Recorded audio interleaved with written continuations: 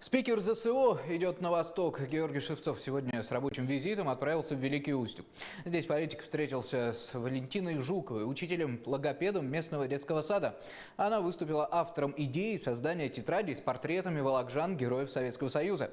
На лицевой стороне фотография, на обратной – краткая биография и описание его подвига. Молодежный парламент области поддержал начинание устюжанки. Ребята собрали необходимую информацию и утвердили макет.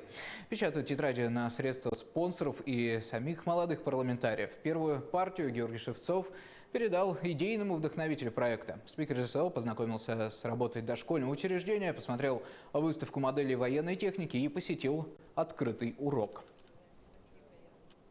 Много других инициатив. Это и голоса по блокады, которые записали молодежные парламенты, которые вывесили в интернете с воспоминанием блокадников, и голоса победы с воспоминаниями участников Великой Отечественной войны, которые также записаны и вывешены в интернете.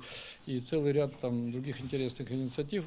Очень здорово, что в подготовку к 70-летию вовлекаются не только должностные лица, но становятся общенародной в Вологодской области.